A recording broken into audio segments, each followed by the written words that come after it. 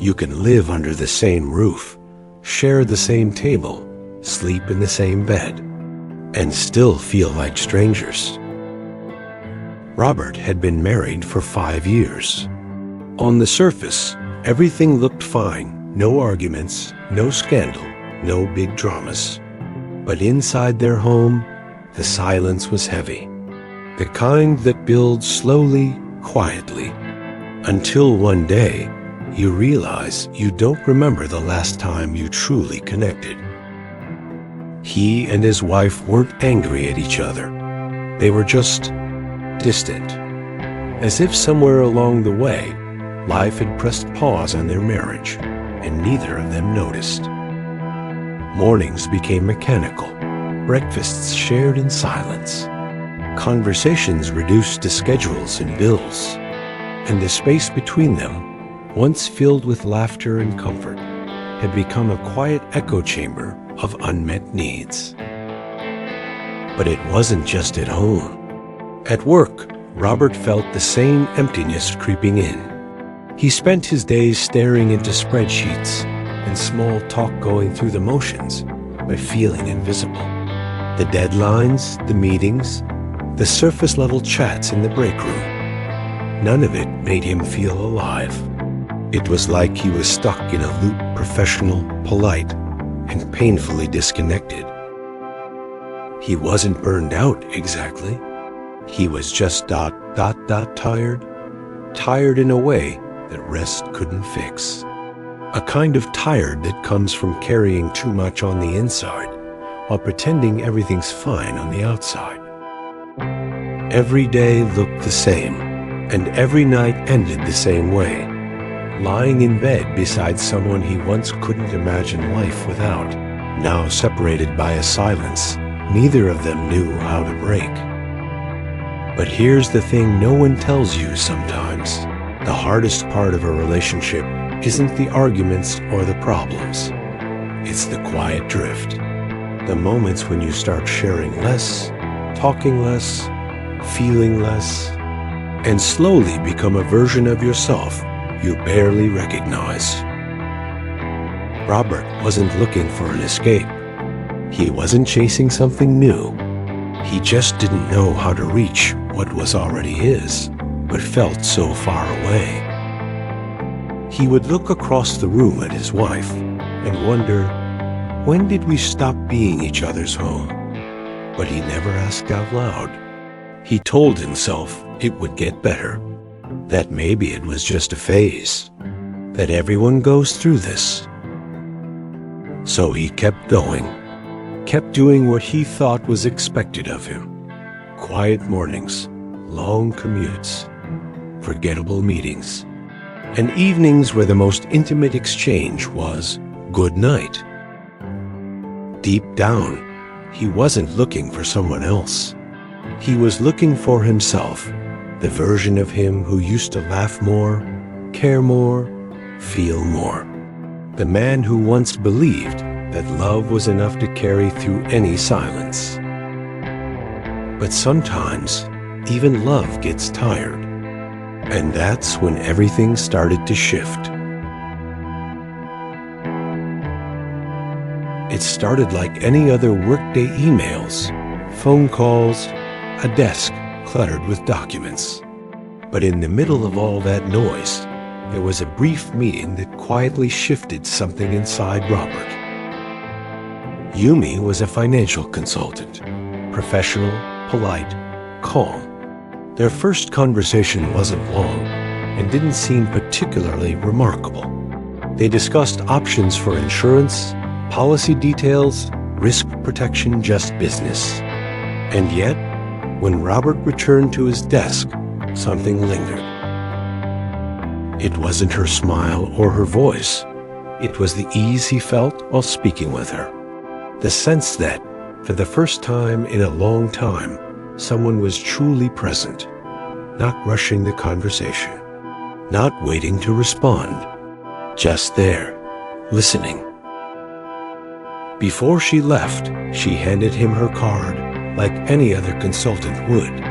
Nothing special, no hidden message.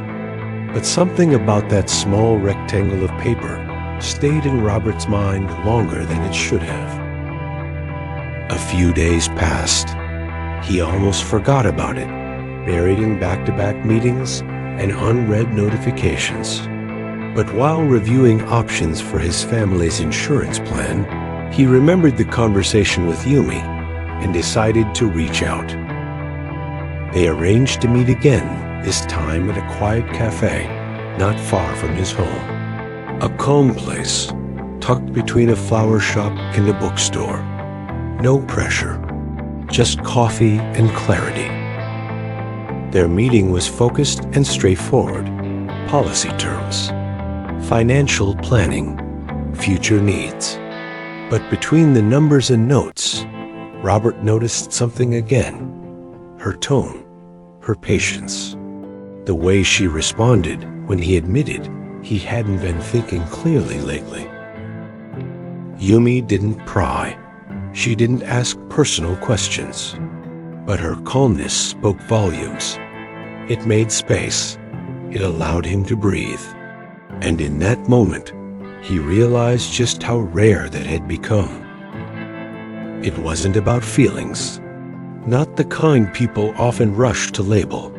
It was something softer, gentler, a sense of being seen not as a provider or a manager or a husband, but as a person who was quietly struggling and didn't quite know how to say it out loud. Robert hadn't even realized how deeply he missed that kind of presence. They parted ways with no promises, no hidden expectations. Just two people returning to their separate lives. But for Robert, that short meeting did something subtle. It reminded him what emotional safety felt like, what it meant to speak without performing, to be met with warmth instead of judgment. He didn't rush to see her again. Life carried on. His routines returned, but something had been stirred. It wasn't that Yumi was the solution to anything. She didn't represent escape or romance or rebellion. She was simply kind. And in Robert's world, where even small kindness had become rare, it felt like a revelation. A few weeks later, they crossed paths again. Coincidentally, briefly, but once more, the conversation flowed naturally like it always had. And so, from time to time, they'd meet, not in secret, not for long, just casual chats over tea, quiet moments between storms. No declarations, no confessions, just connection. Robert didn't lie to his wife, but he didn't quite know how to explain these meetings either, because they weren't about betrayal or longing. They were about understanding, about remembering a version of himself that didn't feel so tired, so boxed in.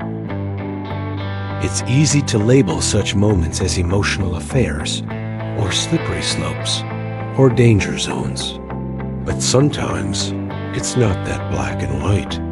Sometimes, it's simply the ache of wanting to feel whole again without knowing where to begin. And maybe, in another life, that feeling would have passed unnoticed. But in this one, it asked Robert to pause, to listen, not just to someone else, but to himself. And in that pause, something started to shift. For Robert, that moment came one evening as he stood by the window, watching the city lights flicker across the glass. He didn't know why, but something inside told him it was time to speak. Time to break the quiet that had slowly, gently, and painfully grown between him and his wife. So he did. They sat across from each other, no TV, no phones, no distractions. Just the kind of stillness that leaves no room to hide behind small talk. Robert didn't raise his voice. He didn't point fingers. He simply asked, "When did we stop being us?" His wife looked at him, eyes tired but not cold. She didn't answer right away, and when she finally spoke, her words weren't sharp or angry. They were soft but distant. "I don't know." That was it. 3 words, heavier than silence. Words that echoed every unspoken thought, every emotional mile they had walked apart under the same roof. Robert wanted to understand. He asked her if she was okay, really okay, if she felt lonely too, if she noticed how the quiet had changed from comfort into distance. But the more he asked, the quieter she became. Maybe it was her way of coping. Maybe she too didn't know how to express what had been slowly breaking down between them. In that moment, Robert didn't feel rejected. He felt unseen. Not in a cruel way, just in a quiet, aching way, like 2 people drifting on different currents, waving at each other from far-off boats. In the following days, their interactions were polite, measured, routine, but something had shifted. The effort had been made, but the response wasn't what he had hoped for. And that's when the loneliness crept back in. Not long after, while at the bookstore near his office, Robert ran into Yumi again. It wasn't planned. It never was. She was browsing the wellness section, holding a book about emotional resilience. They exchanged a few light-hearted jokes about how adulthood didn't come with instructions. And somehow, within minutes, the conversation deepened. Robert didn't say much about what had happened with his wife, but Yumi didn't ask either. She didn't need details to sense the weariness in his voice. Instead, she offered what she always did: presence.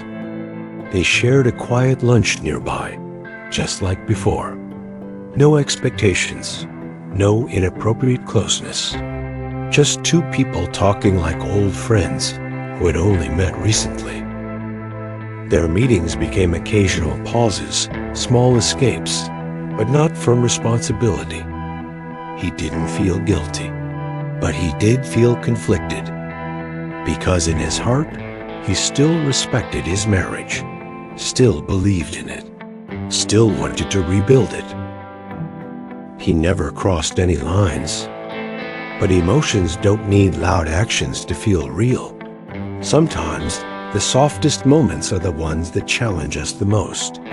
And deep down, Robert knew this wasn't just about Yumi. It was about what her presence revealed, about what he was missing, not just in his marriage, but in himself. Still, he carried on. He went home every night. He honored his responsibilities. He didn't avoid his wife, but their connection remained flat, like a song stuck on one note. One afternoon, Robert's wife came home earlier than usual.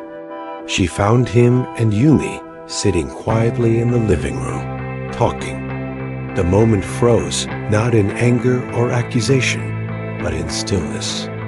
A silent pause where time seemed to hold its breath. No one spoke. There was no betrayal to uncover, no dramatic confrontation. Just 3 people each suddenly face to face with the same unspoken truth. Something essential had been missing for a long time. Robert looked at his wife, realizing how far apart they had drifted. She, too, seemed to understand her eyes, not upset, but tired.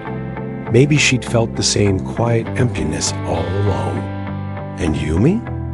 She simply offered a respectful nod, sensing the weight of the moment without needing to say anything more. That day didn't end in conflict. It ended in reflection. Because sometimes, what's missing isn't love itself, but the space for it to be heard, to be seen, to feel safe again. This is a deeply human story about emotional distance, quiet connections, and the power of honest conversation. It's not about right or wrong, but about people, choices, and what happens when we stop listening to the ones we love. If you've ever felt unseen in a relationship, this story might speak to you. Like, comment, and subscribe for more emotionally moving stories.